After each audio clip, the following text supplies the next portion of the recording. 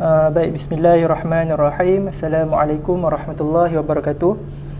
Alhamdulillah, kita dapat bertemu pada live hari ini. Okey, pada hari ini saya nak kongsilah satu tajuk yang berkaitan dengan diri kita, dan dia juga ada kaitan dengan kita punya amal ibadah.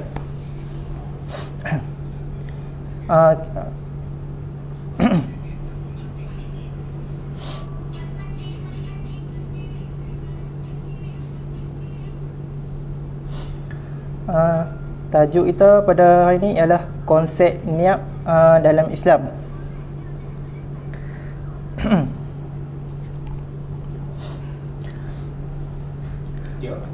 Dalam bahasa mudah dia, niat ni dia bermaksud qasad atau tujuan atau iradah hati.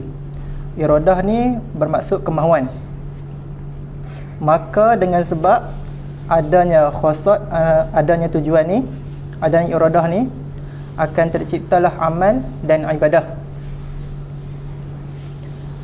Setiap ibadah yang kita lakukan ni, kita mesti pasang niat. Kalau tak ada niat, dia ni tak dikira. Tak ada ibadah emergency. Makna dia, ibadah yang emergency ni selalunya akan melahirkan berbagai-bagai kemenyesalan lah. Sebab tu kita mesti bersahaja dalam melakukan ibadah ni.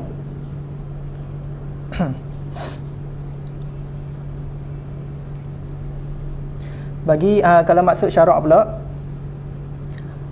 qasad atau niat ni tergerak hati ke arah satu pekerjaan atau mencari redha Allah, dan menyatakan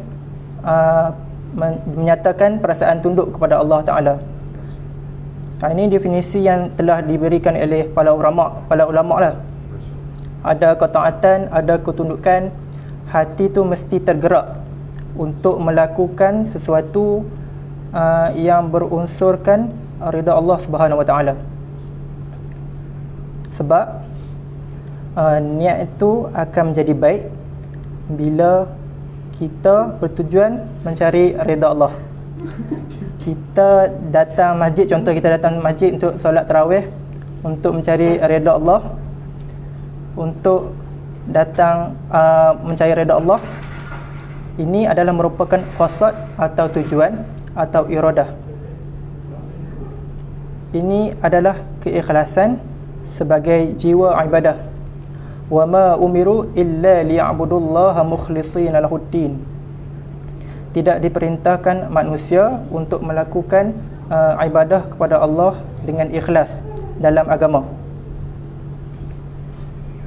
Tanpa niat, ibadah tu seakan mati.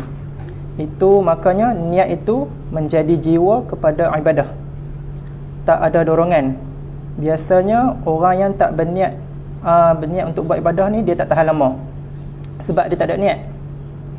Berhenti situ, dia berhenti lah. Orang yang ada niat, biasa kata dia niat dari rumah, dia takkan balik contohnya sebelum tarawih. Tak kira lah dia nak tarawih 20 ke, dia nak tarawih 8 ke, dia niat tak balik sebelum solat witir selesai. Ada setengah pun ada tazkirah selepas solat witir, dia niat. Lepas tu dia tak balik lagi, dia siap tazkirah, dia duduk sini sampai habis. Tapi kalau tak ada niat, tengok tak tahan lama, dia kata. Kalau dan dia kata kalau ustaz tu best, dia tunggu lah. Kalau tak sedap, dia tak tunggu lah. Ini tak berniat panggil. Dia kira macam tu lah.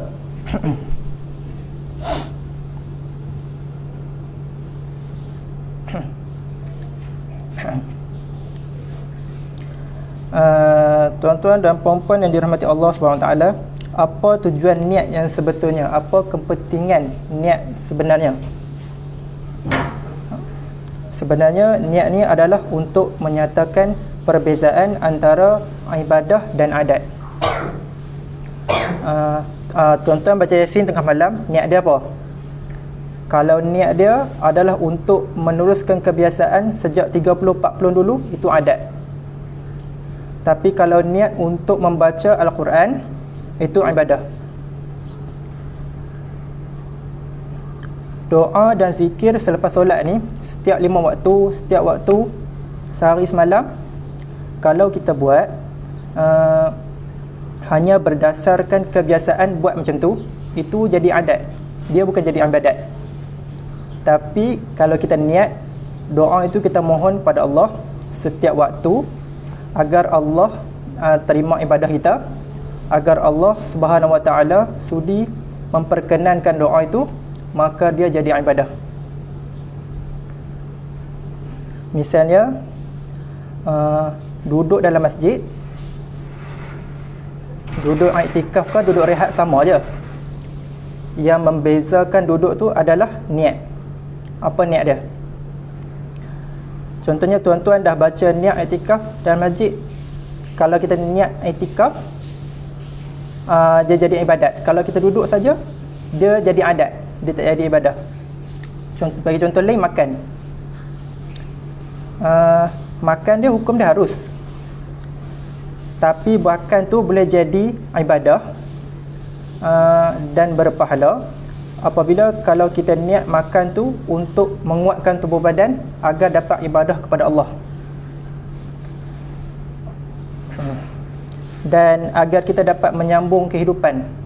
Jangan mati sebab tak makan. Jangan makan hanya sebab nafsu, sebab kebiasaan macam tu. Tak ada pahala kalau kita buat macam tu. Kita nakkan, kalau kita makan minum pun kita nak pahala. Sebab tu kita niat lah.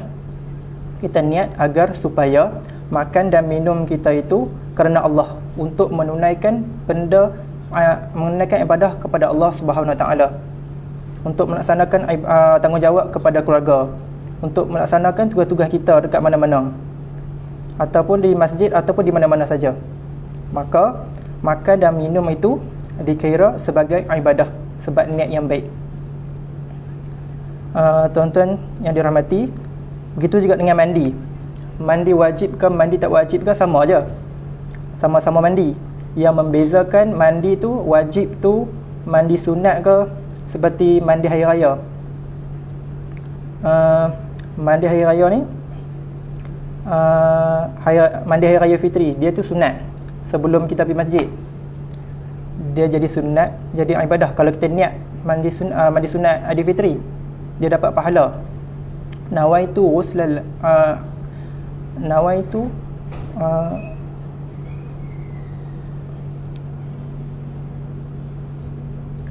nawaitu ghuslal aid sunnatan lillahi ta'ala. Mandi ya, dapat pahala sunat. Mandi wajib pula, rupanya dia tak mandi wajib lagi. Niat juga, nawaitu raf'al hadasi akbar lillahi ta'ala. Kiranya tu dikira mandi wajib. Membezakan antara mandi biasa dan mandi wajib. Tuan-tuan dirahmati Allah, niat ni dia tak ketahui oleh siapa-siapa pun. Dia ni di dalam Allah ada berfirman Allah Subhanahu Wa Taala tak melihat kepada bentuk jasad seseorang tu, kepada bentuk rupa kamu, kepada pakaian kamu, tapi Allah melihat kepada hati sanubari kamu. Jadi ini pandangan Allah yang ini pandangan Allah terhadap orang-orang lah yang berniat untuk melakukan kebaikan. Sebagai contoh, kalau ada seorang ahli pidato yang niat dia untuk berpidato bukan untuk mendidik ummah untuk kejaran Allah, bukan untuk menyatu padukan ummah, tapi untuk memecah belahkan ummah. Ceramah dia bagus, menarik, tapi tujuan dia ikut dia mencari populariti, kemasyhuran. Dia niat itu. Jadi ada juga orang menuntut ilmu tu, dia niat kata menuntut ilmu tu bagus, tapi apabila dia tuntut ilmu tu untuk berdebat dengan para ulama, untuk dia menjadi orang yang terkenal, lawan dengan orang ahli ulama, dia niat macam tu, maka niat itu hanya Allah yang tahu, dan niat tu akan menjadi buruk.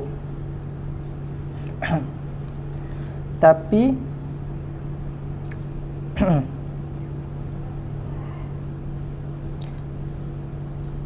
Dan ada ketetapan yang ditetapkan oleh syarak yang menyatakan perkara tu harus, tapi dia terbatas kepada perkara-perkara yang sunat dengan harus saja. Dia tak termasuk dengan benda haram. Sebagai contoh, dia berniat untuk membuat masjid tapi dia mencuri. Dia tak halal dan mencuri sebab dia niat baik dia nak buat masjid tapi dia nak curi, tapi guna duit curi dia. Dia nak pergi haji. Sebagai contoh lain, dia nak pergi haji tapi dia macam melangkah tengkuk orang yang lebih layak daripada dia.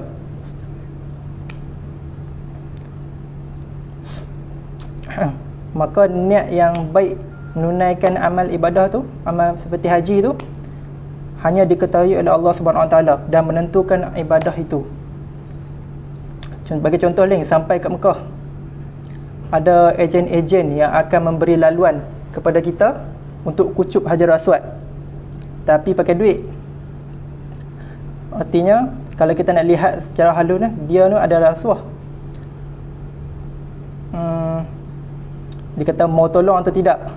Bagi contoh Kalau kata kalau nak tolong sekian-sekian rial, janji dapat kucuk. Kita pun okey dia kata. Padahal kucuk tu hukum dia sunat. Dia tak jadi sunat sebab kita sudah bermuafakat, atau kita dah bermuafakat, ataupun kita dah bersyubhat untuk melakukan perbuatan yang tidak moral tu. Tuan-tuan yang dirahmati Allah Subhanahu Wa Taala, begitu juga kita melihat benda yang haram. Melihat benda yang haram taklah boleh, tak boleh jadi halal. Dengan walaupun kita niat baik, dia tengok orang yang lawa kan, niat dia kata kata dia lah, untuk melihat ciptaan Allah yang maha cantik. Kiranya tak boleh lah buat macam tu, dia kata. Adakah halal benda tu dengan alasan macam tu? Itulah sebabnya Rasulullah SAW dah menyebut menerusi hadis yang berasal daripada Umar Al-Khattab radhiyallahu anhu, innamal a'malu binniyat wa innamal likulli imri'in ma nawa. Sesungguhnya semua amal-amal ibadah itu bergantung kepada niat, dan amal ibadah itu hanya dihitung oleh Allah Subhanahu Wa Taala mengikut apa yang dia niat.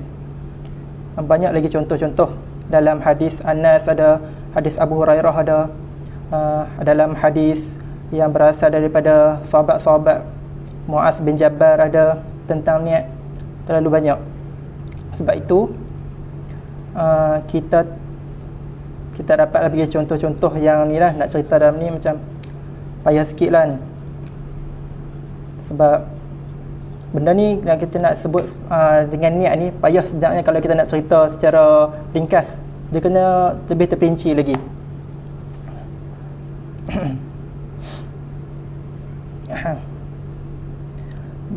Bahkan para ulama pun dah meletakkan niat ni adalah rukun dalam setiap perbuatan, rukun utama dan pertama. Sebagai contoh, solat, niat pertama dia, niat dan solat adalah rukun.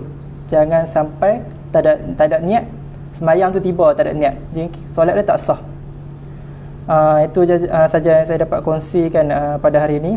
Moga-moga apa yang saya sampaikan ni dapat beri kebaikan dan kita dapat ambil tauladan daripada apa yang disampaikan ni. Itu saja daripada saya. Assalamualaikum warahmatullahi wabarakatuh.